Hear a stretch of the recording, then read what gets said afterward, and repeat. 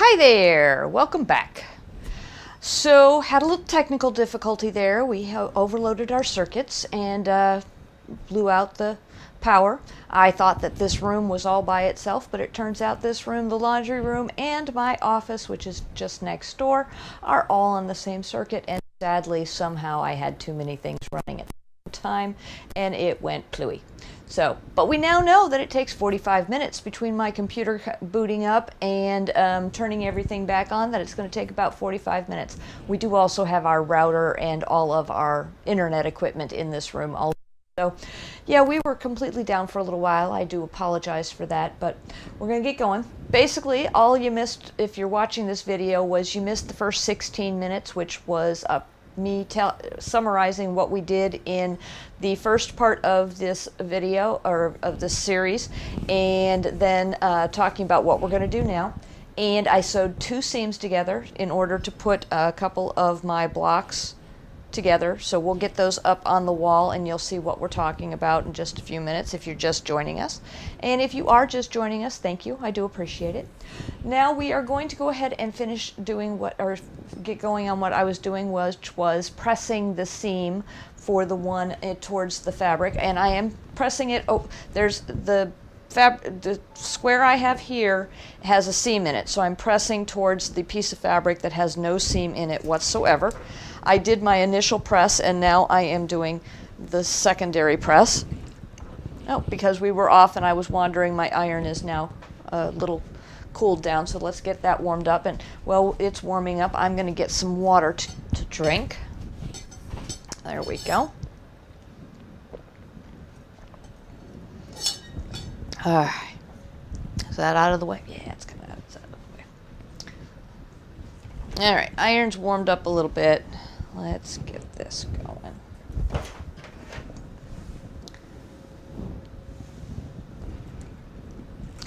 And we're going to use my best press, my favorite thing. Oh, haven't used it all day, so it's got a little bit more on there than I wanted, but always happens on the first of the day because the pipes get a little, or the tube that the best press comes up gets a little clogged or something. I didn't think it gets clogged, but for some reason it's always just a little fussy first thing in the morning. Okay, so we've got these 2 together.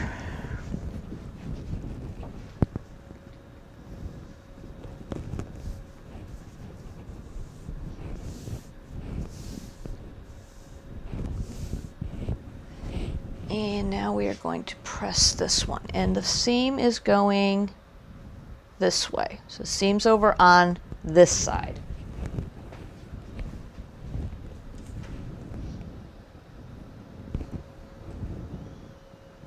Always press your fabric and your seam down just straight.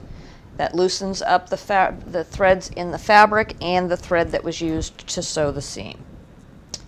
I'm going to fold this over and finger press to get the square open. There we go.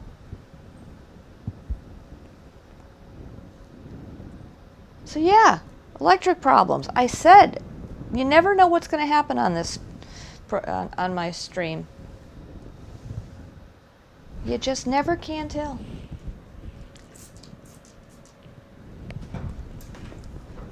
First video, I realized that I should be using colored pencils when I make my designs instead of just letters, because I don't always pay attention to what's going on or what directions I'm going in.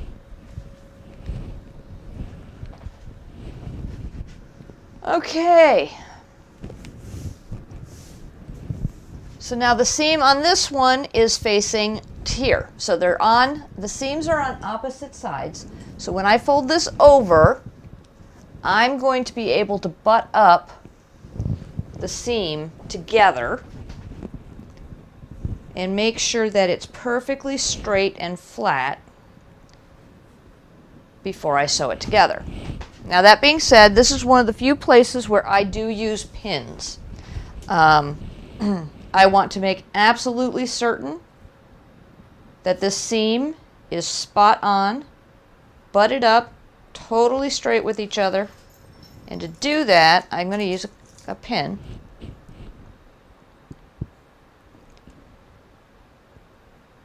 And that way it's got 2 points of contact. If I just use my clips, on my clips here, it's just going to hold it together, and it could still wobble a little bit. With a pin, I know that that seam's not going anywhere, so I know it's going to be straight when I get to it. Because I still have to straighten up my fabric a little bit and make sure it's all ready to sew. Okay, so let's go back to the machine. There we go. I guess I should make sure we have everything set up. Is that go? Yeah, okay. Okay, back to the machine we are. I use my feeder fabric, that way I can get it started off the good fabric. And I know that my stitching will be from start to finish. Oh, that's right, the machine was off.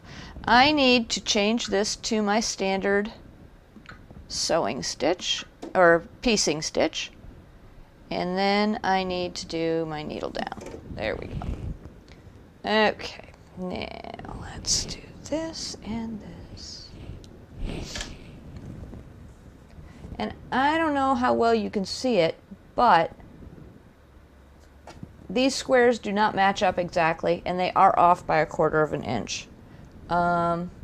Just at that spot. Down here on this end, they're perfectly even. So it looks like I either sewed the seam incorrectly or I shifted this strip when I did it. So we're going to have to see which one's right and which one's wrong after we get it sewn together.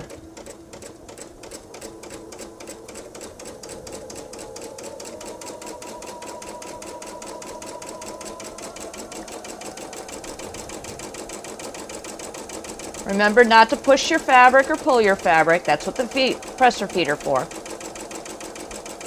Or feed dogs are for. Presser feet.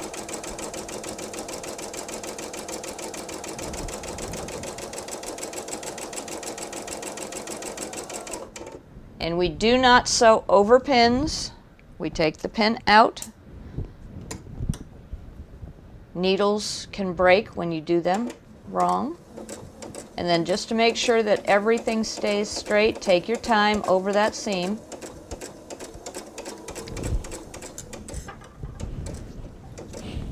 And then we've got this seam facing up, so we want to make sure it doesn't flip and face the wrong direction. And now we want to make sure everything is straight as we're sewing.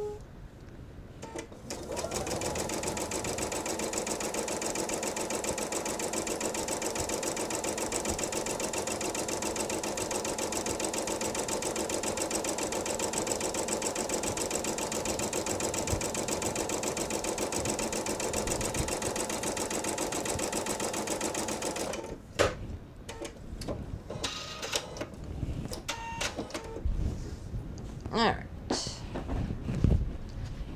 here we are, and we are back. I need clipping scissors, clip that, and now we are going to press. So, we've got 2 seams here, and we've got 2 seams here. So it's the exact same either way. It doesn't make any difference which way you press this. You're going to get the same number of seams. Okay, so now we press our seams. Well, their fabric is still closed.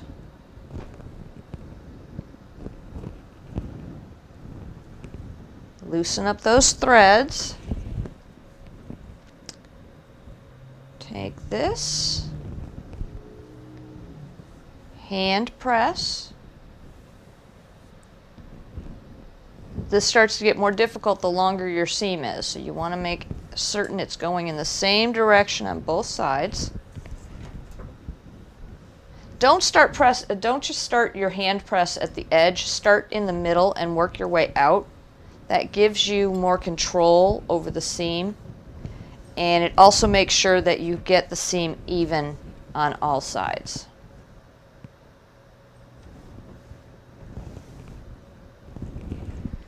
Alright, and then just to finish it, sharpen up our seam. use our best press.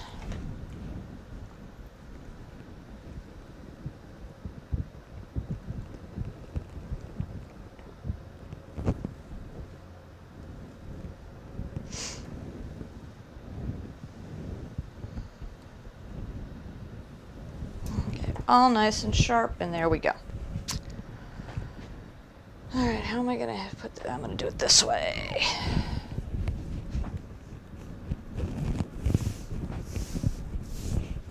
Take that one off.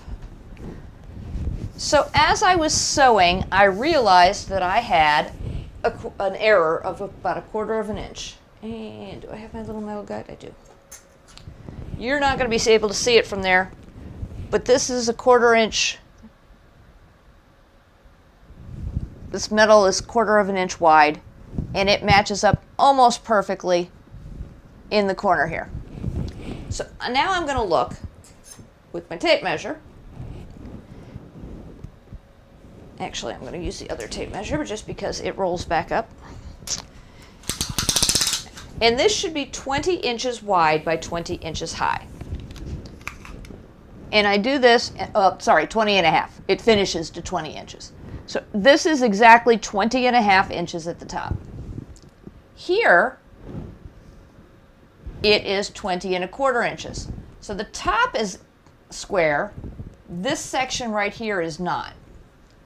And then down here, I am at 20 3/8. So I'm 1/8 of an inch off there.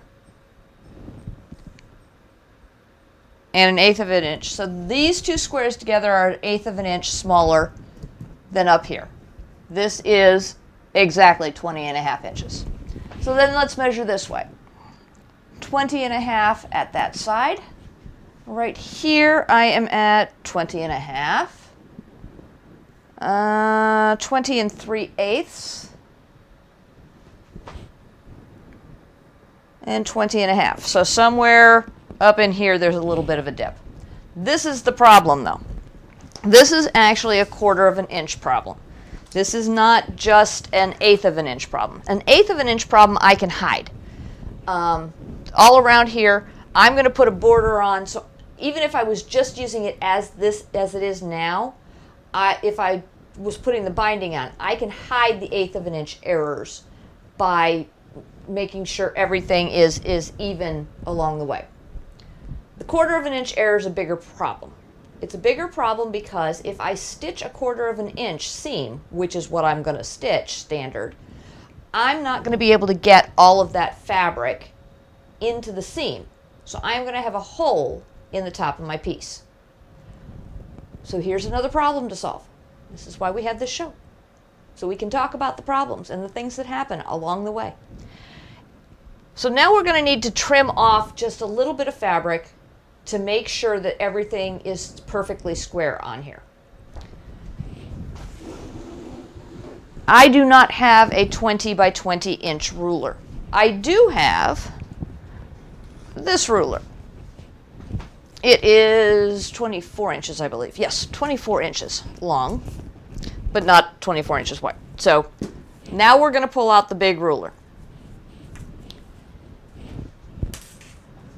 And we're going to need to turn the cutting board the long way because it's 24 inches long. And we need to shift all of our working materials around so that we can get everything where we need it to be. Excellent.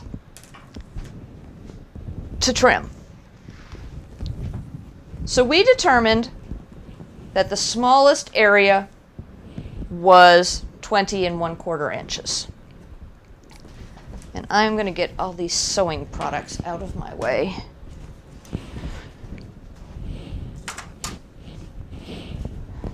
So that I have room for my ruler.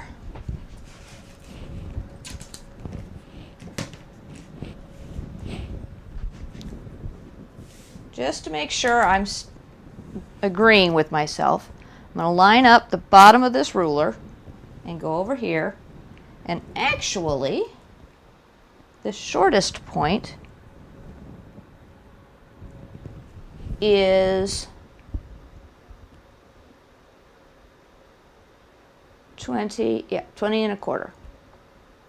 Yeah, it's almost dead on a quarter of an inch off. And it's just this one strip. So it was something I did with this one strip. So now, do you want to throw all your hard work away? Do you want to tear it out, put it back together? I'm going to see if we can salvage what we have. So the first thing I'm going to do is I have to think about what I need to get rid of to make this work. All I really need to do is get rid of 1/8 of an inch.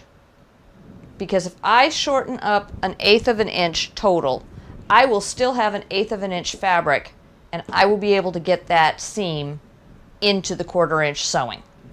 That will still work.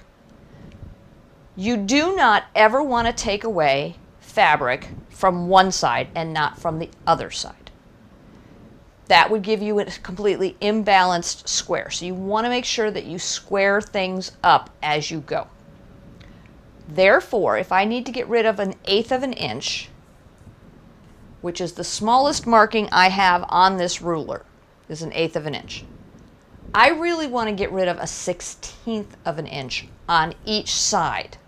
That will total 1/8 of an inch, and that will allow me to hide this error without losing too much of the fabric itself around. And it'll actually square things up quite a bit.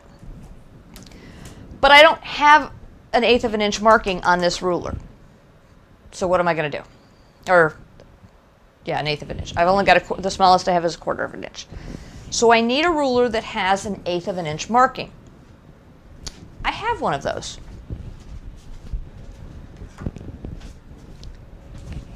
It has 1/8 of an inch markings all through it. But it's too small to cut with. So I'm going to measure with this, and I'm going to cut with this. How do I do that? How am I going to do that? I take my little one, and I line it up at 1/8 of an inch on the edge of the fabric. So just on the edge of the fabric. Oh wait, I said, I'm going to take away 1/8 of an inch total, so I only need 1/16 of an inch. Ooh, that's going to be trickier. And I line it up on the 1/8 of an inch. Then I need to get rid of half of that. So I'm going to slide it over, and visually I'm going to see just at about half. And I'm going to try for a little bit less than half. Just a little bit. Now I butt the big ruler up against the little ruler.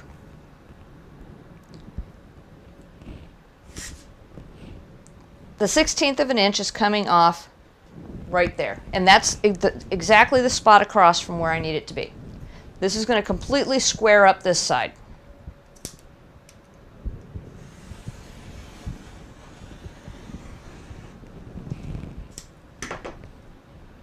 So there was a little bit more in some spots and a little bit less in others. So we've got that completely squared up now. And since it was at 20.5 inches, and we're subtracting 1/8 of an inch, now we want it to be at 20 and 3/8 inches. So we're taking off a total of 1/8 of an inch. So 20 and 3/8. There we go. Start at 1. And we are at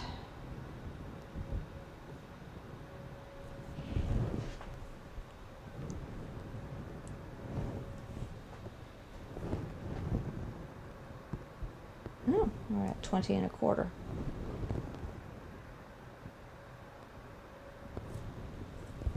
All right, so now I don't have another ruler that I can use. That's 12.5.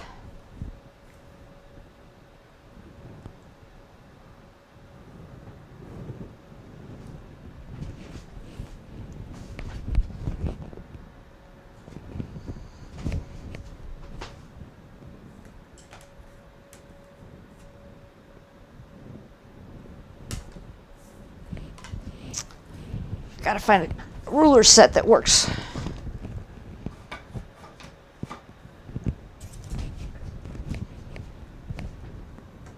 That works, those two together. All right. So here, that's 14, 15, 16, 17, 18, 19, 20. And it needs to be 3/8, so I'm going to move it just a hair and get that little ruler in there so I can get my 3/8. And this is literally going to be cutting off a hair on this side. Make sure your edge is lined up, because remember, we've straightened this edge up, so this edge is perfectly straight. We want to make sure it lines up perfectly. And then this lines up perfectly.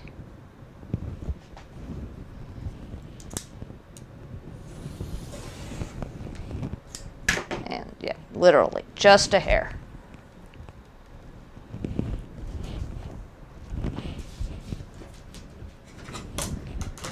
And now the sides.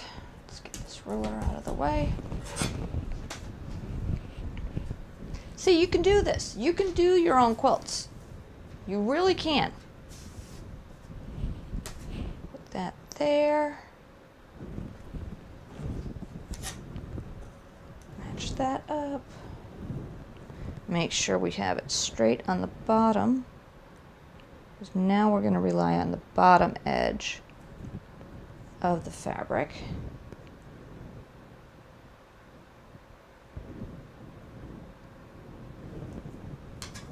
Get that all lined up with our 1/8 exactly. Perfect. Lovely.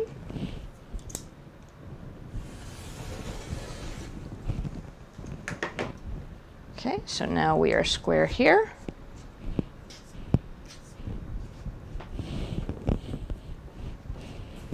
And one last side. I don't think we'll have to take much off at all on here. There's going to be a little bit of fabric coming off, but not much. It's going to be right there that it's going to come off at. I just know it.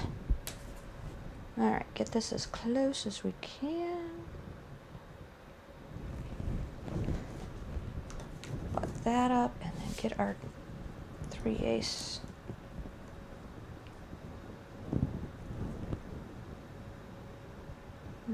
There's there. Just a hair. And there's that. And yep, just where I thought it was going to be.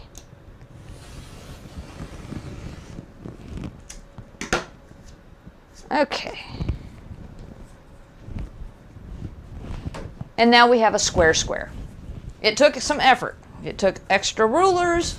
It took some thinking, but it does need to be done. So you get your square straight. Otherwise, when you sew, you're going to find out that suddenly you're sewing along and you don't have any fabric where you should have fabric. And that's what would have happened on that one side. Oh, sorry. I think I was over there. Because, oh, here, it's still here.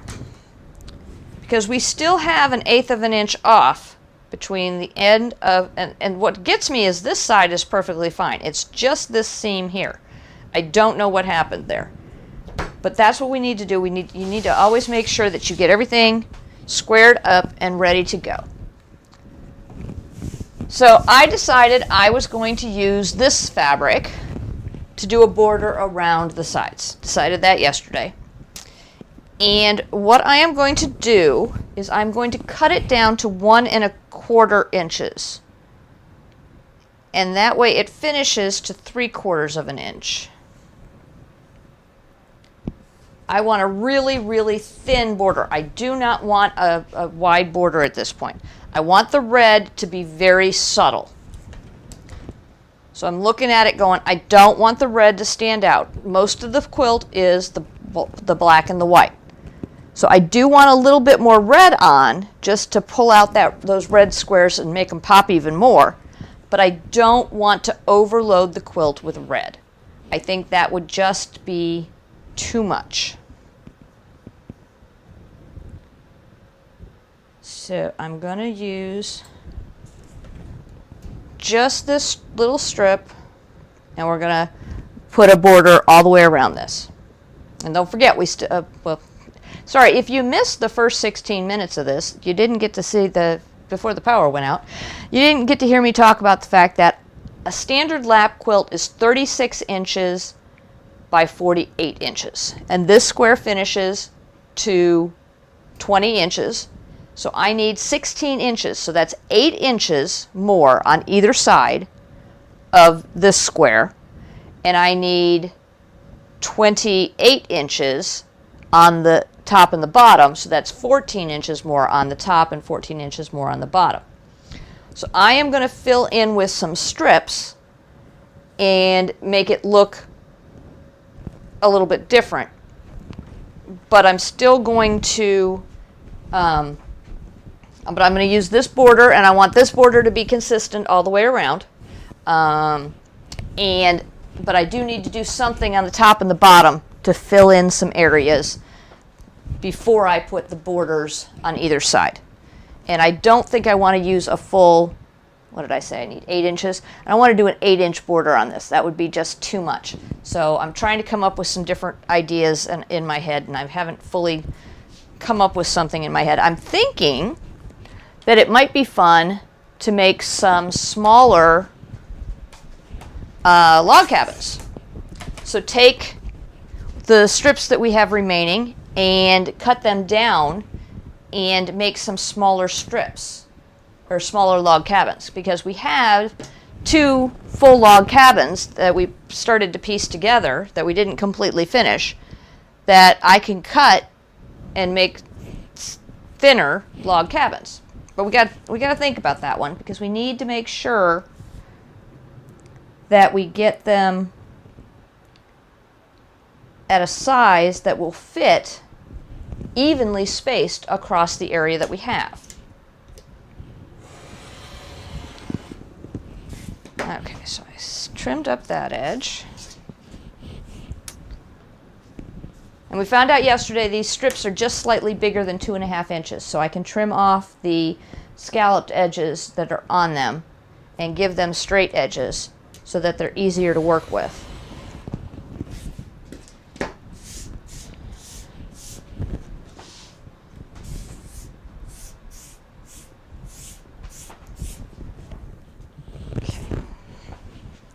So this strip is now exactly 2.5 inches wide, and I've trimmed off all the scalloped edges. 2.5 inches divided by 2 is 1 1/4. That's where I decided to come up with 1 1/4. All right, so 1 1/4 inches.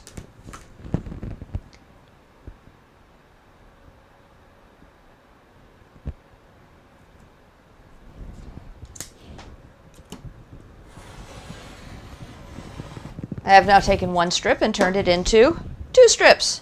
Excellent. This is what I want.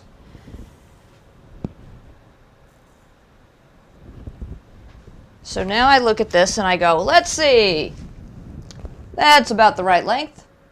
Because remember, I don't know if you remember or knew this, but there's usually 40 to 44 inches in a strip, and that's going to be just under 20 or just over 20. So we can get 2 sides out of this. And then we're going to add the 1/4 inch, so we're going to need a little bit more on the other ones. So first I'm going to do the sides, and then I'm going to do the bottoms. And I need 20. Let's line that up. 20.5 inches.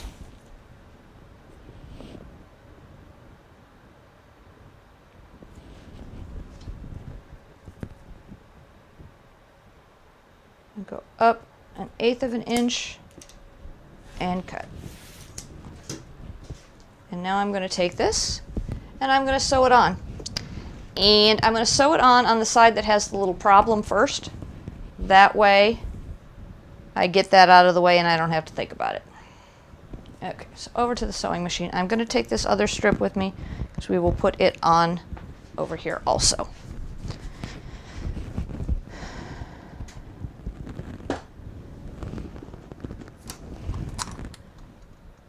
So I've mentioned before that there are people who cut all of their pieces slightly larger than they need, and that way when they trim down, they can trim down to size and don't have to worry about things being too small, which typically is my problem. On borders like this, this is the only place I do that, and I do it just a hair bigger because when I go back over it, I want to be able to adjust it down. I want to square it up and make sure that everything stays perfectly straight and even, because as we've seen, things do wobble.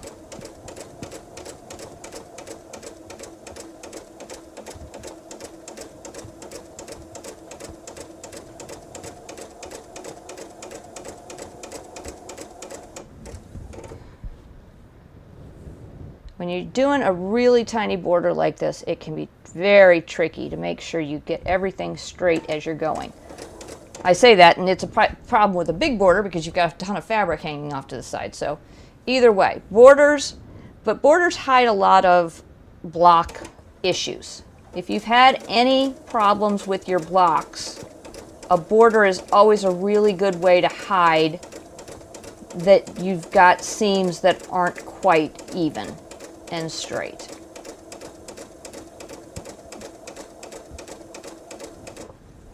And remember, we're coming up here on our problem area.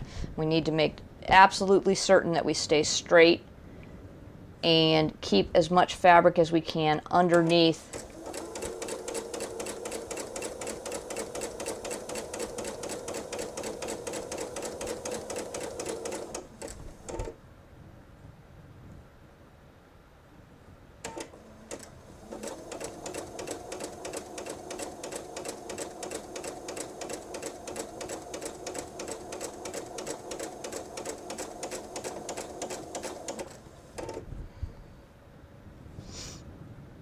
Here we come.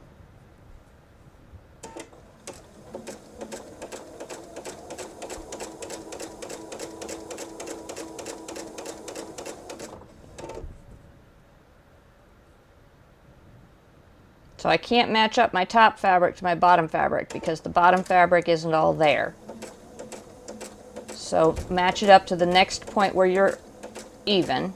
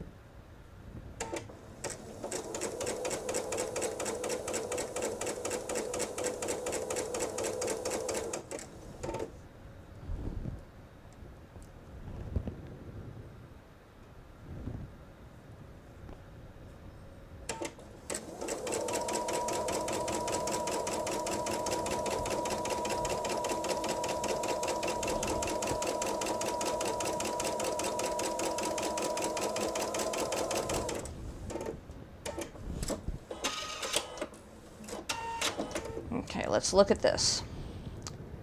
All right, it is caught in the seam right there where we had a little less fabric.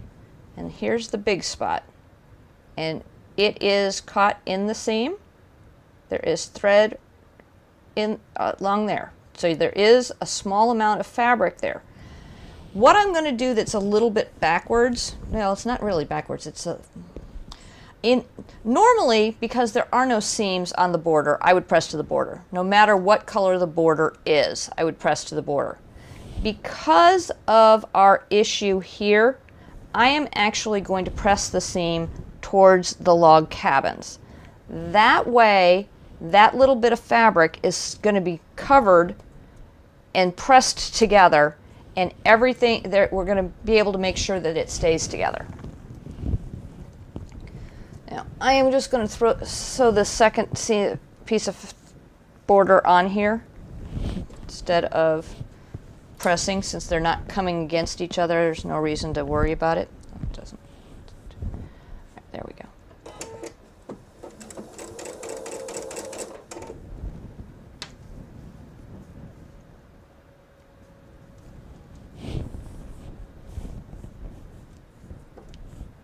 And again, just a little bit bigger so that I have some wiggle room to get it going.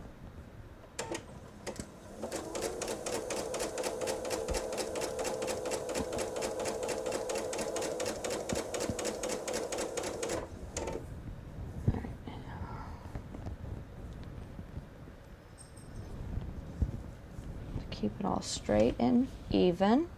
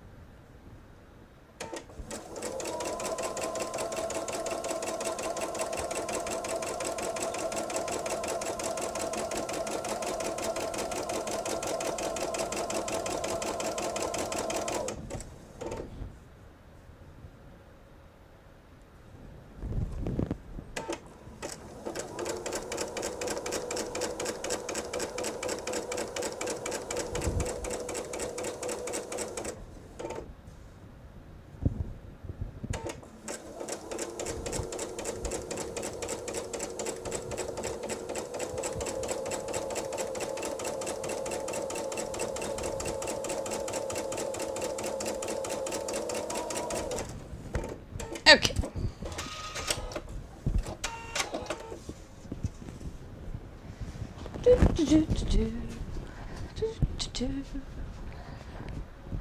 We are back, and I found my water again. All right, let's get that out of the way because we're going to need to measure and trim here in a minute. Remember, I told you I am going to press towards the quilt side just because I want that fabric that's not quite as wide tucked away neatly inside the seam.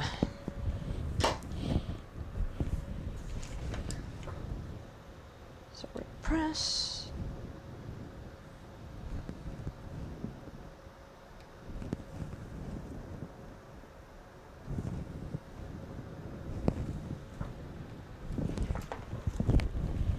And now this is going to be challenging because we have a really big piece of fabric and a really small piece of fabric. And I want to put the big one over the top of the little one. And then press, finger press, so that the seam goes towards the log cabin blocks. And of course the fabric wants to be difficult. Like I said, always start in the middle. Go out to your seams. That way you can make sure your 1/4 inch seam is pressed the direction you want it to go in.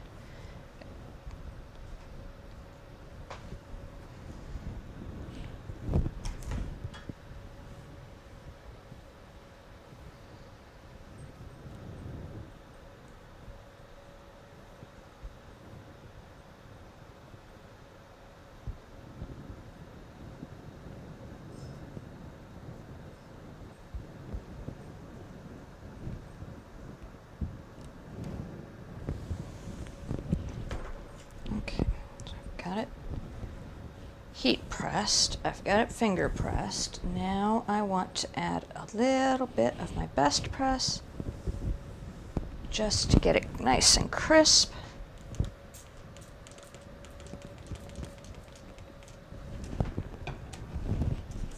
Remember, a little bit of that goes a long way, so you want to just use it sparingly.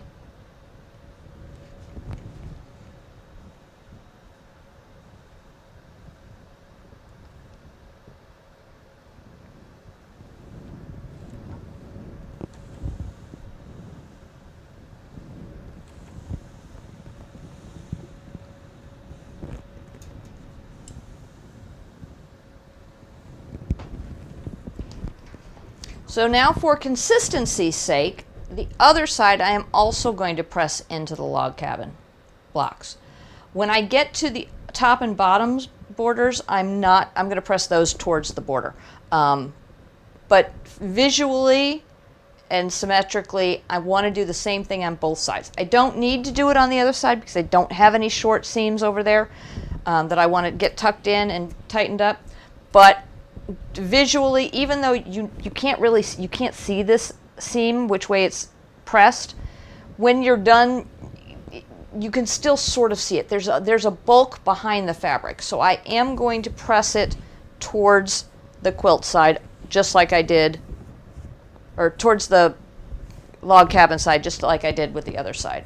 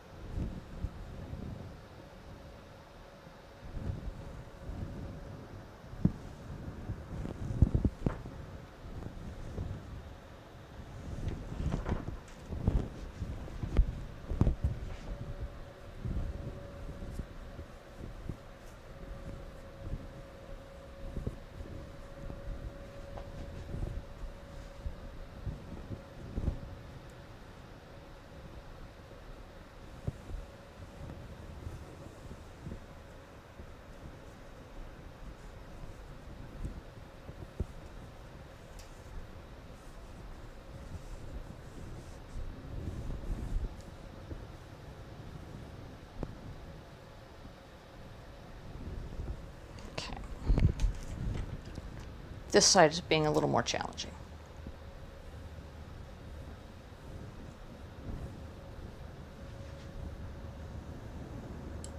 It is fighting with me a little bit more.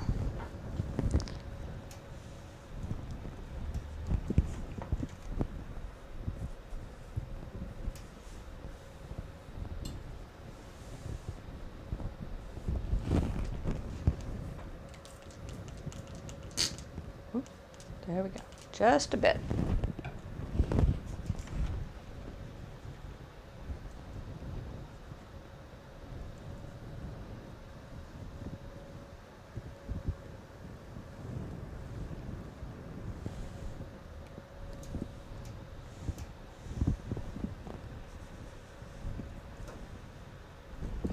Okay.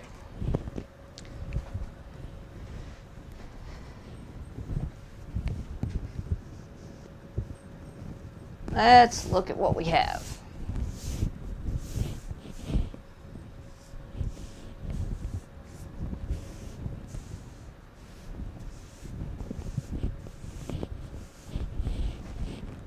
Tape measure.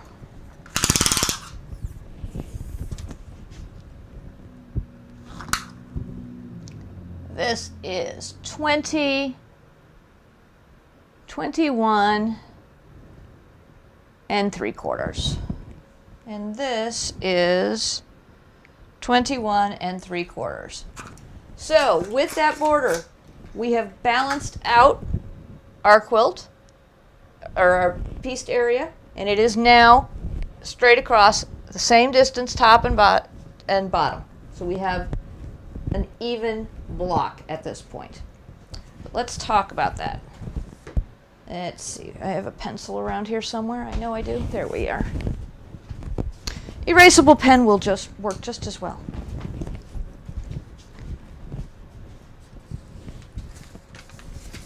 So I said it was 21 3/4 inches.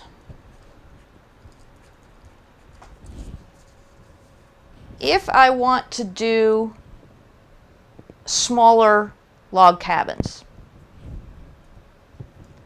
they have to be less than 2 1/4 inches wide. Well, actually 2 inches, because I think some of these they're already down to 2, right?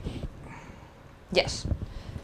So in order to use the strips that I have, they have to be smaller than 2 inches. So that would be 1 3/4. 1 3/4 inches is the smallest, is the largest size I can get out of the fabric that I have to make some accent log cabins around what we have. Now we are going to put a top and bottom border on this, but I want to think about this for a few minutes, and being on the sewing machine will give me time to do that. So 21 3/4 divided by 1 3/4. I need a phone. Let's find something. All right. There should have been a calculator in the room, and there was not. Now there is. All right. So I now need to go to my calculator. And 21.75 divided by 1.75 equals 12. Nope, that's not what I wanted. I need to make the square first. So I have a center piece that's 1 3/4. That would be my red. Then I put a white on top. I put a white on the side. I put a black on the bottom. Put a black on the side. Put a white on the top. Put a white on the side. Put a black on the bottom. Put a black on the side. All right. So I've got my basic block design, just like the blocks here. Red, white, white, black, black, white, white, black, black. Gives me my square. That would be 1, 2, 3, 4, 5. So 1 3/4 times 5. 1.75 times 5 equals. So this would be an 8.75 inch block. And that's not right either, because if the strip is 1 3/4 inches wide, it's going to finish to 1 1/4 inches wide. So it would be 1.25 times 5. So it's going to finish to 6 3/4 inches. 21.75, which is the distance we have, divided by 6.75.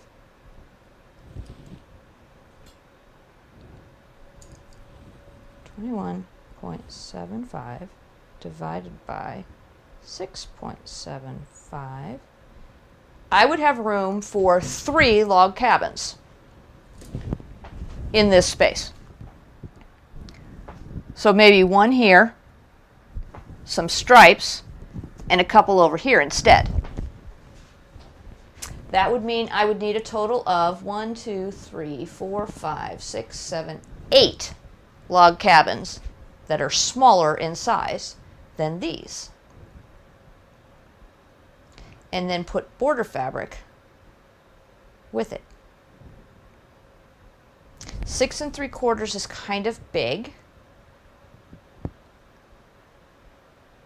Would have to intermingle the fabric I have with it, because the strips wouldn't work. So I'm not liking that idea. So let's cut the strips a little smaller. Let's say the strips are finished at 3/4 of an inch, which would mean I'd have to cut them at 1 1/4 inches. And we know that because I just did it for the border, now that I say that. And I need 0.75 times 5. So the block would be finished at 3 3/4 inches. Okay, so now I could use some of the black strips that I have extra and put them in here and put them up and match them up with the squares, with the smaller. That might not be a bad idea. Let's get our top and bottom border on our quilt. Well, we think about, do we want one in the middle?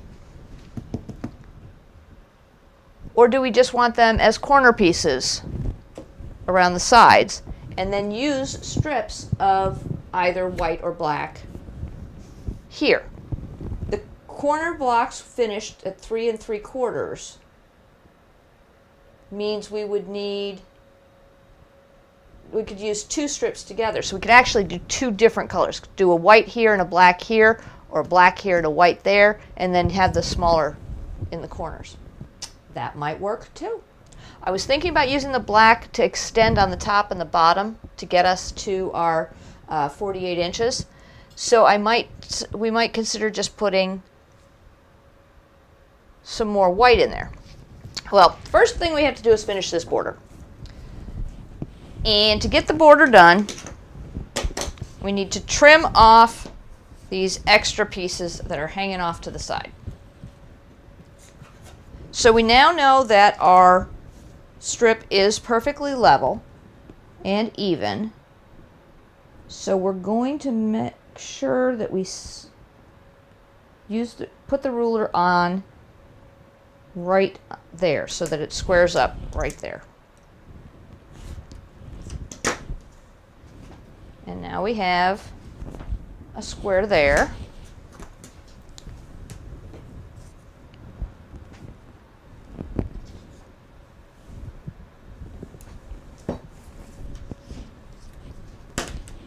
Make sure we have exactly 1 inch. So we're doing the seam to the edge. And that way we know it's square.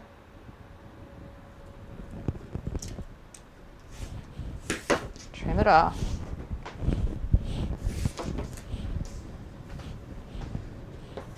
This one.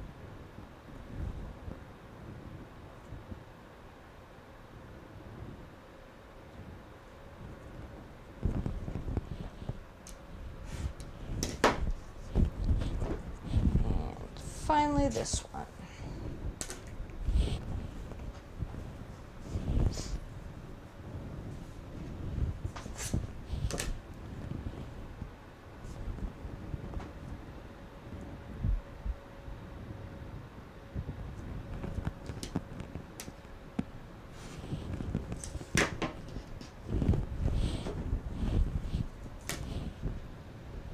Okay, I am going to cut this piece directly in half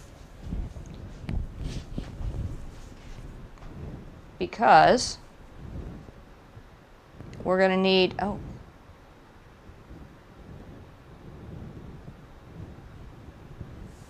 yep, directly in half, right on the fold. Where's my scissors?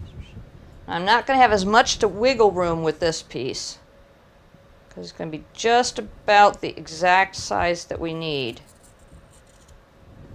So I'm going to have to be very cautious with this one when we put it on the machine.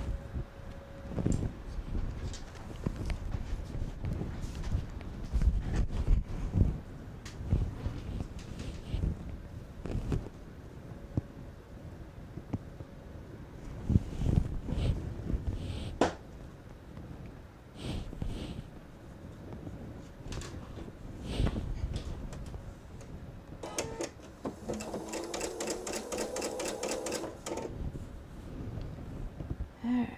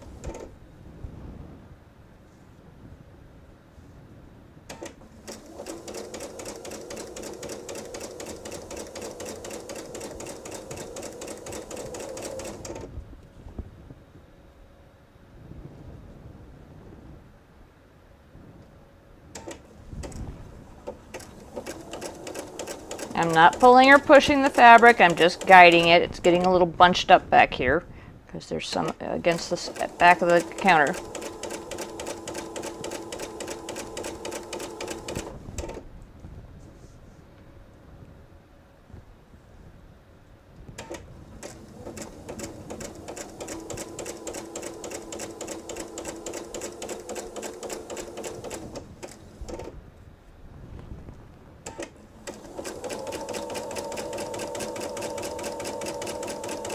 I told you we were going to have just enough of this.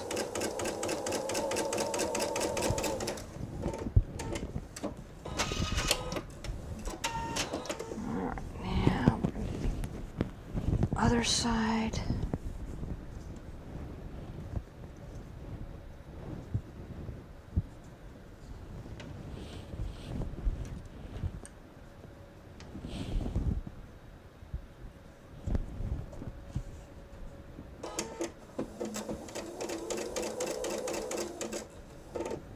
Stitching? It is not. Can usually tell from when my bobbin thread pops out.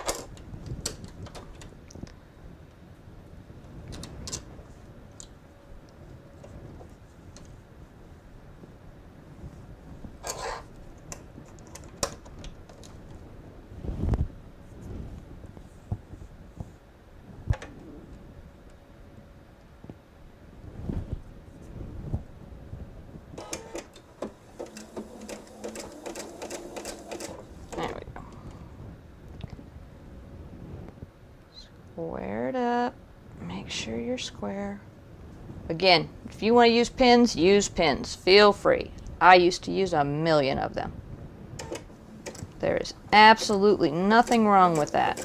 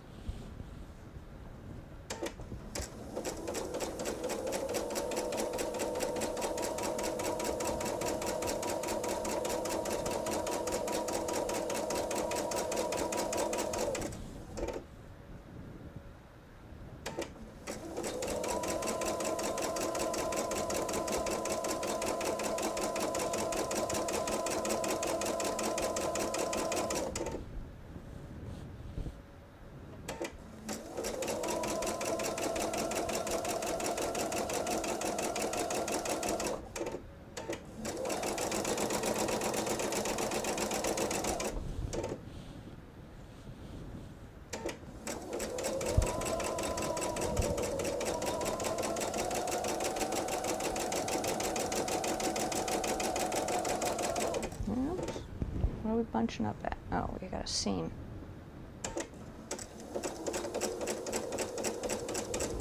There we go.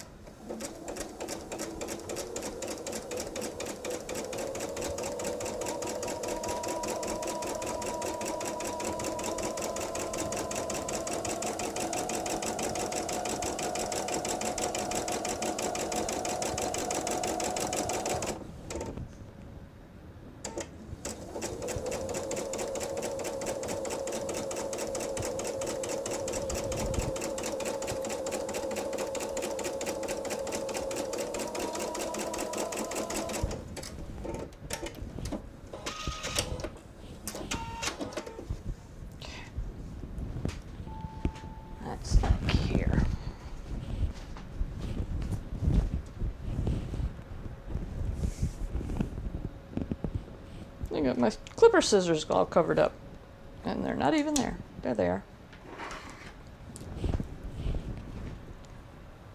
Tail, feeder fabric,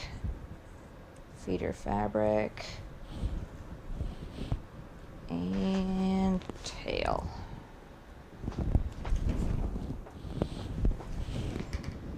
Now, I mentioned before, I'm going to press these towards the border because that is my preferred way. That way I don't have to worry about any seams, pressing against seams. And since we know that these sides are straight, I'm going to go with that.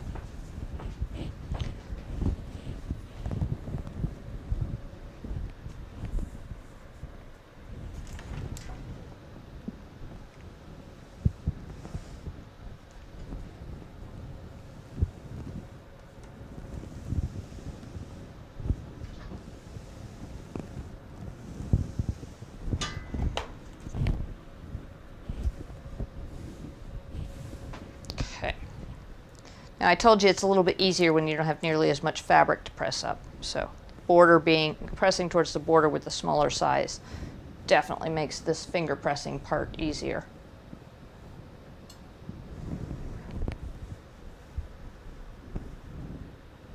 And as I mentioned before, by this point it's sort of more like hand quilting or hand pressing instead of hand or finger pressing, but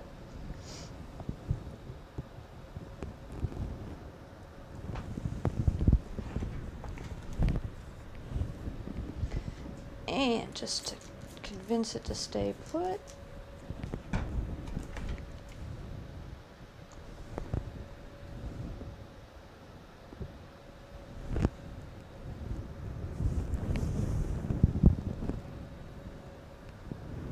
Make it sharp.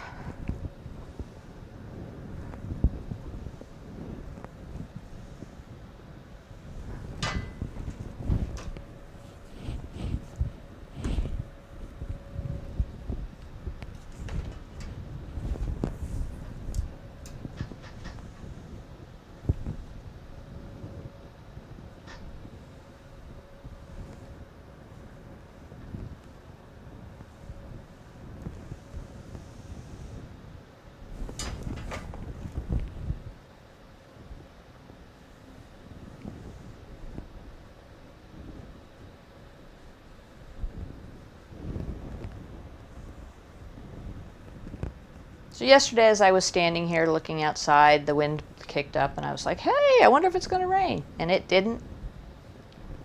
That might not be the case today. I'm hearing thunder.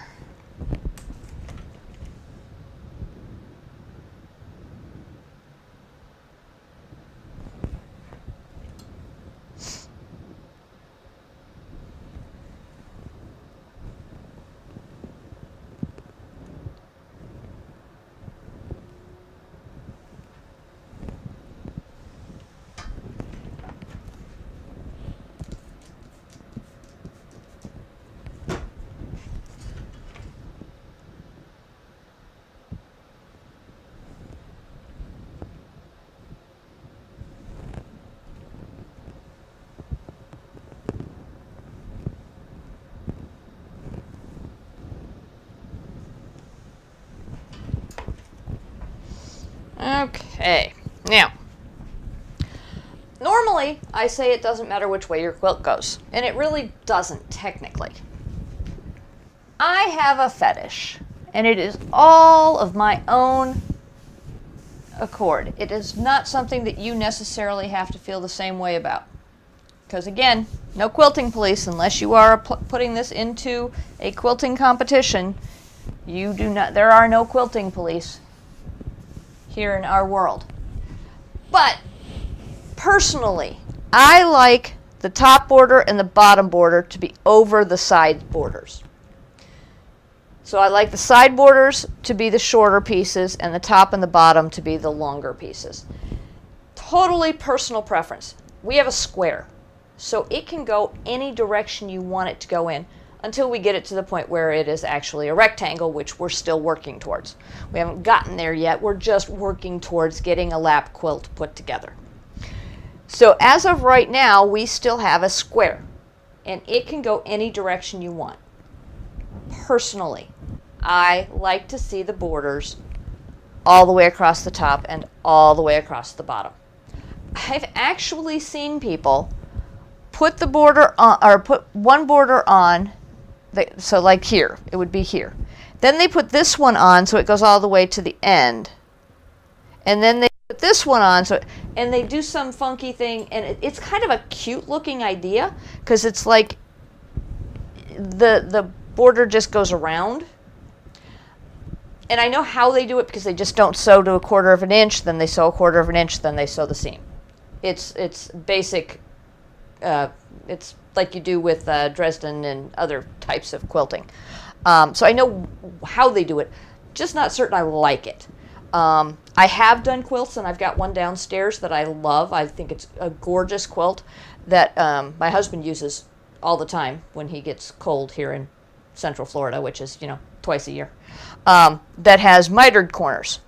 And the fabric I used for that happened to be striped fabric. So it's actually got two miters.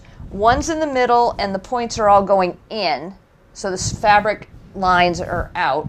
And the other one is the lines going down, so they come to a point and they square up.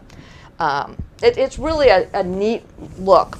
But for basic stuff, basic quilts, where we're at, just want to have a square. So we have to, now we're going to verify that we still have a square. Side to side, 21 3/4 inches. Side to side here, 21 3/4 inches still. Excellent. We did not stretch it out of shape. This is 21 3/4 inches, and this is 21 3/4 inches. Keep in mind that we're going to lose 1/4 of an inch when we put something around this border. So it's 21 3/4 inches now, but the square is going to finish to 21 1/2 inches. Make sense? Okay. So now we're going to think, do we want to make some more log cabins? But do we want to make them smaller? And where do we want to put them? We're at 21 3/4 inches. Sorry, 21 1/2 inches, because that's the finished size. And we need to get to 36.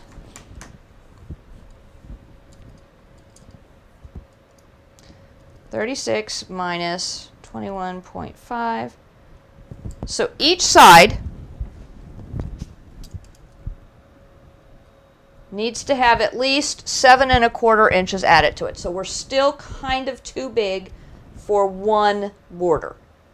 An 8-inch border would be a bit extreme, especially considering the whole center section is only 21 inches wide. So 8-inch wide borders would almost overwhelm this square. So we still do want to do something to this. And I'm thinking the smaller log cabins might be a fun idea. So I'm going to need fabric, same kind, same colors, just smaller. So let's find all of our fabric. We have some that's already cut. We've got the whites that are already cut here. We've even still got some little scraps left, so we can use from there. That one, I'm not certain what size that is, but that might be useful. And this is black. So we're gonna come up with something here. And it's going to be totally different than what we originally planned. But isn't that the fun of quilting?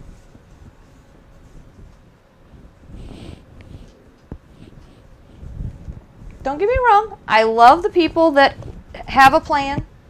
I really do. I think they're wonderful people. I know a lot of them. And so, you know, that's wonderful. But I think if you play with it a little bit, you can get some really different things that you never would have come up with on your own. Okay, so we know we're going to need things to be 1 1/4 inches wide. So let's start by cutting up our original extra pieces here and cut them to 1 1/4.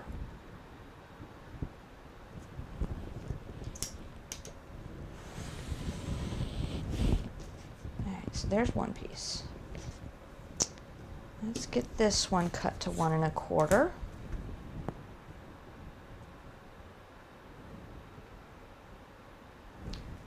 The outdoor lighting has definitely changed. I can say that with certainty. I shouldn't have gone all the way like that, but that'll work. We'll get there. All right, let's trim this up and get rid of the white. I might need that, so let's set that off to the side. This piece we're never going to be able to use. It is way too tiny.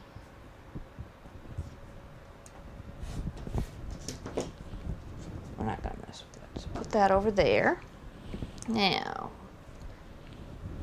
I'm going to cut 1.25 inches off over here, because that piece I've already cut.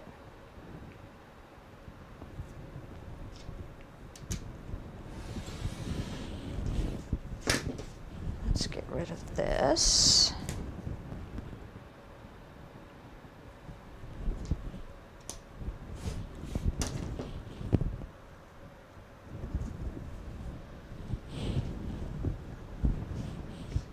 All right, we're starting to get some pieces here. Okay. Now this one, 1 1/4.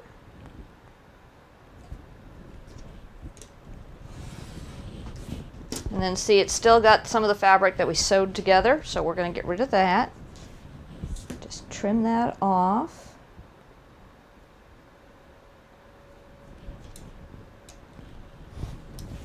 And all I'm doing when I'm trimming that is making sure that it's 1.5 inches or 1 1/4 inches wide. That's all I'm making sure of at this point.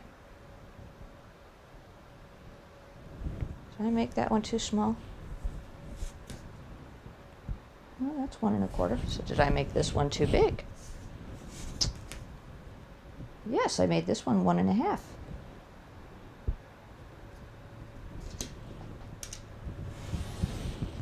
Okay, there we go. Scraps. There we are. Okay, so we've done those. There's one right there.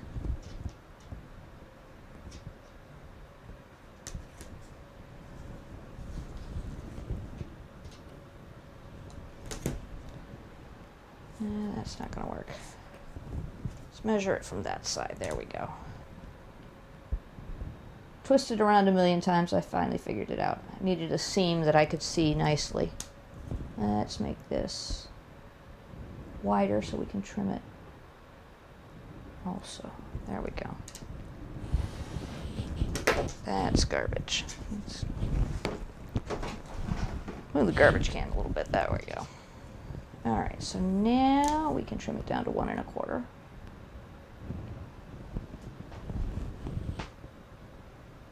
Sorry, the lighting in here has definitely changed. 1 1/4. And the seams are both pressed to the extra pieces, so I can just trim right up to that. Make sure I've got 1 1/4 inches. That goes in the garbage.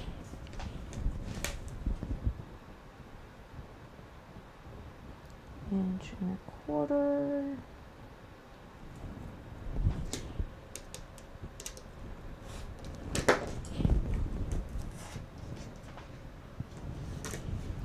All right, now we need to get this piece here.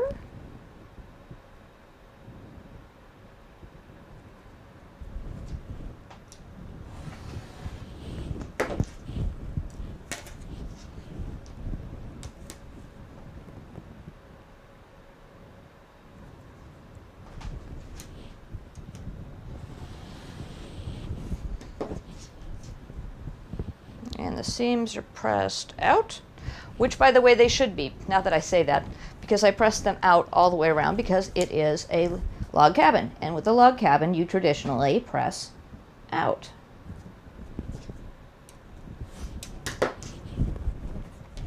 Silly me.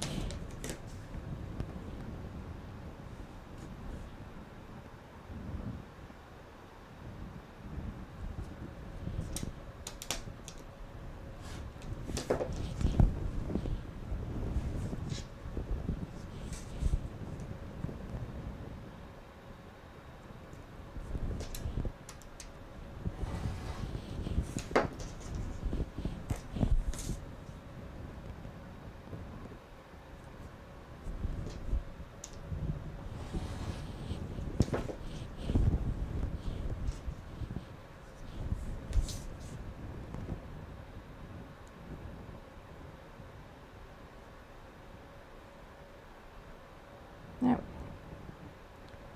Line it up.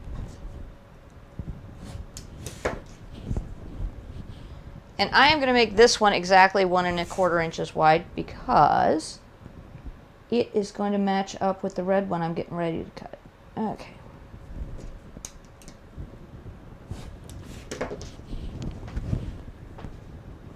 So now I have a little piece of white fabric. I'm going to move you over here a little bit, just so we have some more space on the quilt bucket. There. Okay. Let's see. Now, let's get this all squared up.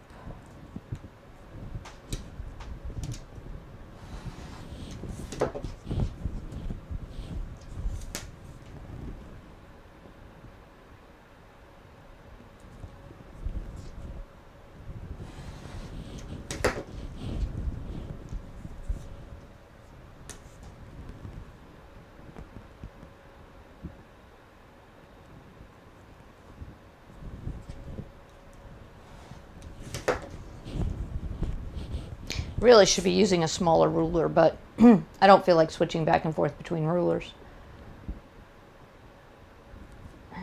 1¼ All right, there we go. We got the start of our first. So if they're going to finish, or if they're starting at 1¼ 1¼ plus 1¼ it's going to be 2 inches. I know that doesn't make sense. You're going to get rid of 1/4 inch from each side, or each piece, because you're going to put the 1/4 inch seam in this middle. So our next block, which should be white, is going to go here, and it needs to be 1¼ inches wide, because that's our determined width, but it needs to be 2 inches long. So let's look and see if we have a piece that's 2 inches long. This one is 4 inches long, so we can trim it down to 2 inches. And it's the smallest piece we have. So let's line it up and make sure we get 2 inches.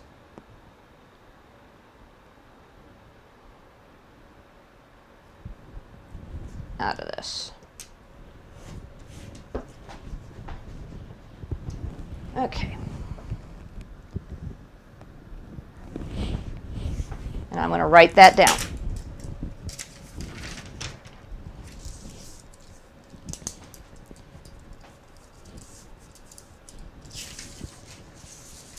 So red,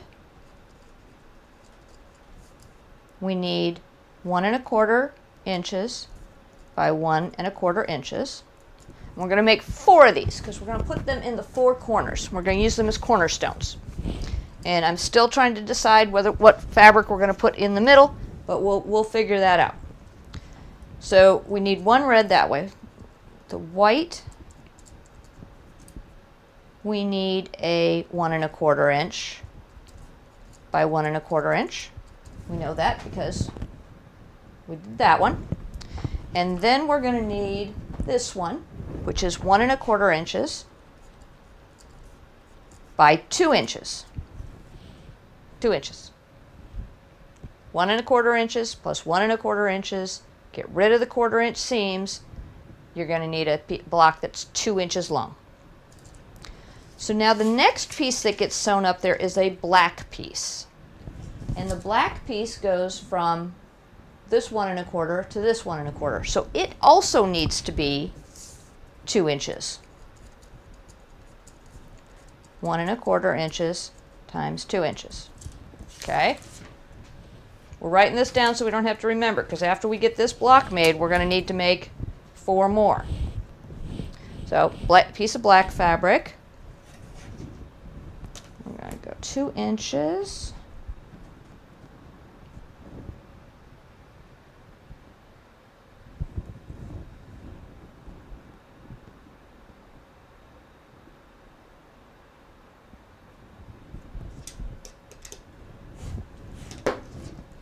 That off to the side, and we're going to put that across the bottom. Okay, now we need another black piece. This is 2 inches finished. This is 1 inch finished. And I just lied to you. This is 2 inches before it gets sewn onto this piece. So when you get sewn on, you lose 1/4 of an inch. So we're at 1 3/4 inches. And this is 1 1/4 inches. So we're taking 1 3/4 inches, which is what is going to be remaining here from our 2 inches that we originally had. And we're going to add 1 inch, because this is 1 1/4, and we're getting rid of 1/4 inch. So now we need a block that's 2 3/4 inches of black. So 1 1/4 inches by 2 3/4 inches. And I think the extra piece that we just had is going to be too small. It is, which is good because we want a variety of fabrics in here. So 2 3/4 inches.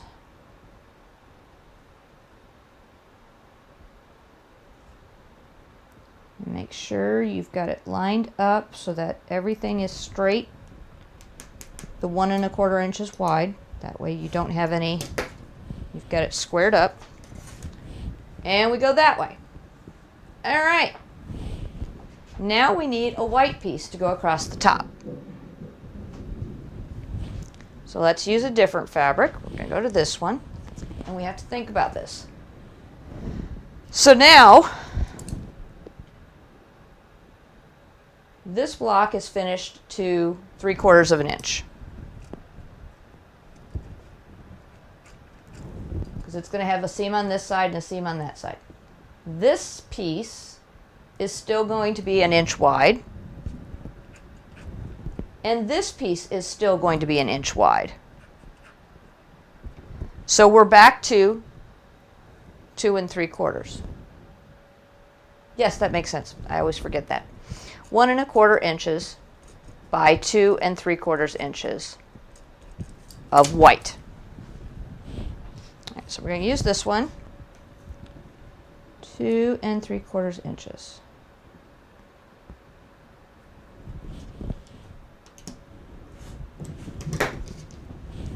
Set that aside.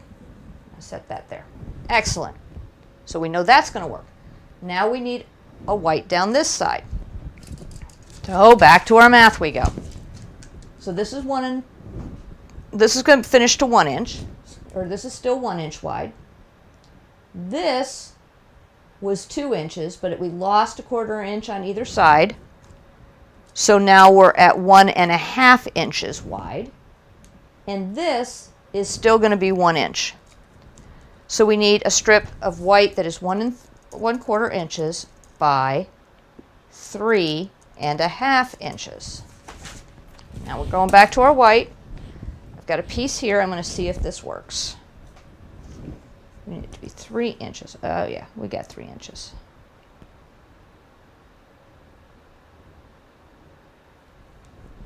Yes, we have 3 inches. Excellent. It's going to go down this side.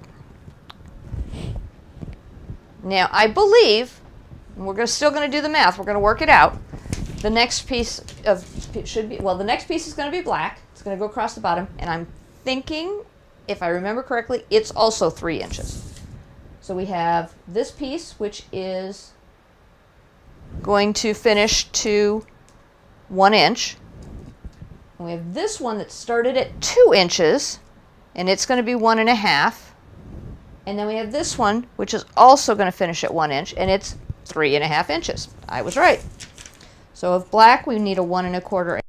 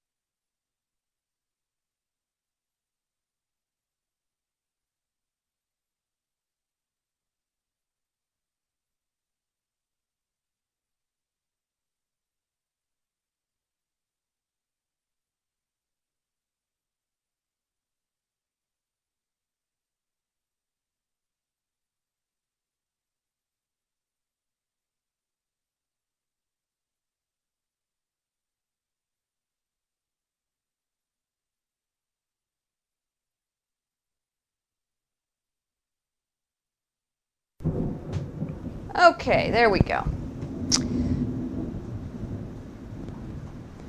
So multiple technical issues today. Batteries died in the microphone. So I don't know when that happened. I'll find out when I go back and review the video. We'll find out how long it went without you hearing anything.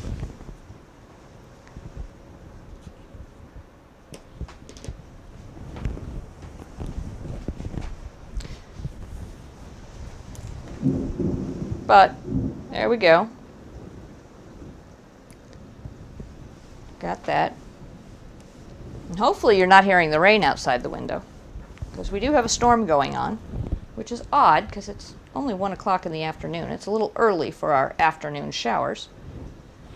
But because it came down so fast and hard so fast, or so hard so fast, it shouldn't last too long. Usually when it comes down really slow, then it lasts forever. But when it comes down really fast, it usually means it's only going to last for a little while. So hopefully won't go all the way through to till we get to 2 o'clock.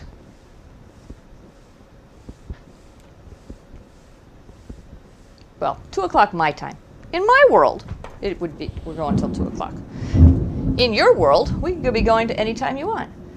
All right, so the next piece is 3.5 inches. So we're going to sew that one on.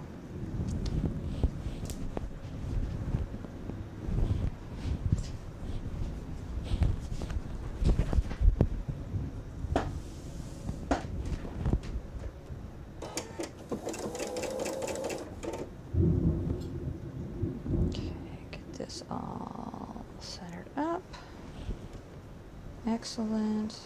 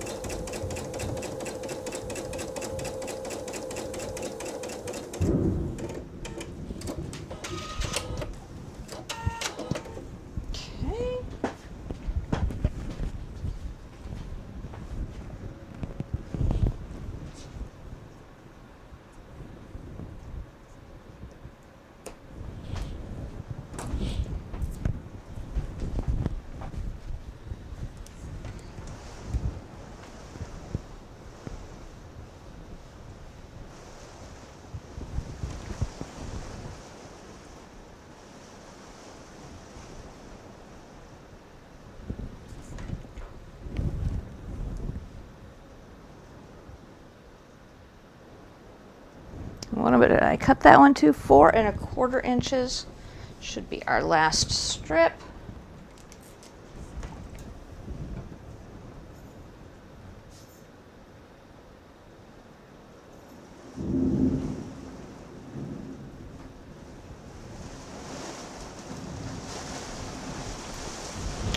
Okay, get away from the window.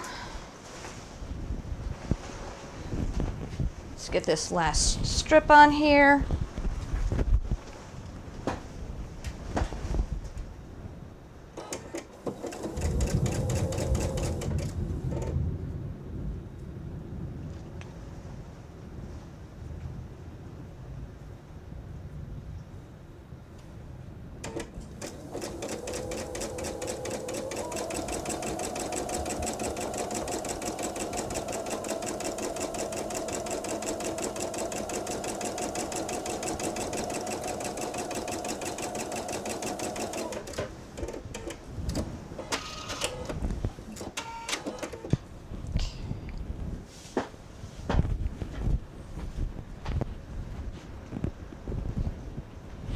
Okay, so now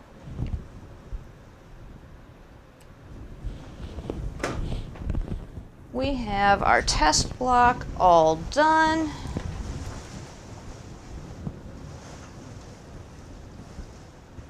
And I told you this piece was going to be a lot of hopping back and forth.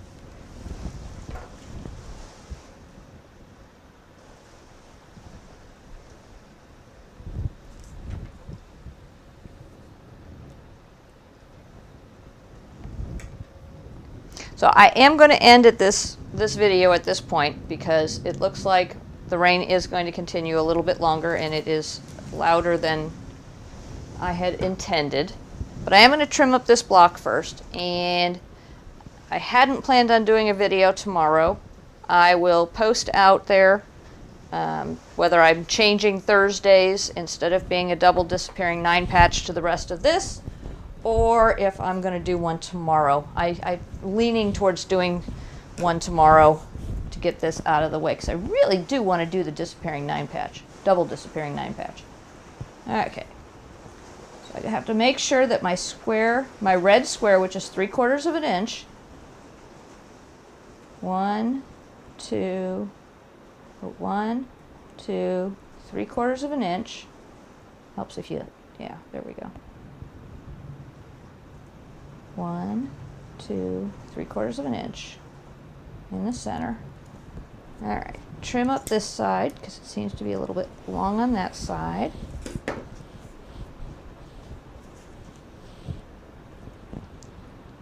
Right in the middle.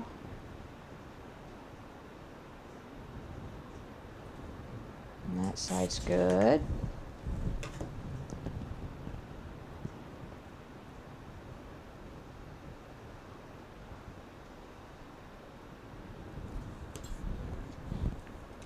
And that's got a little bit extra on it. And that side's straight. There we go. So we have our baby 9 patch. And I'm thinking it's going to go that way. Or baby 9 patch, baby log cabin. I've got the double disappearing 9 patch on my head now. That's the log cabin. I'm thinking I'm going to do some fabric in here. I'm just not certain what. I may just do a solid white in here. I'm going to have to think about that, because I do have a solid white that I'm using for the backing, and I have a ton of it. So it's not like I'm going to run out of it. But I'm going to go ahead and close this out due to the storm that you have no idea is going on, but is making a lot of racket here in my room. And like I said, depends, probably tomorrow, probably closer to 1 o'clock in the afternoon instead of earlier in the morning, so a little bit later for me here in the Eastern U.S. time zone. And if you're watching this later on and not watching it live, it doesn't make any difference, because you can just go on to the next thing in the playlist anyway. So we will see you all again, and we will get to work on getting this created and getting some more pieces put together, and hopefully get that lap quilt almost out of the way. So you have a wonderful day.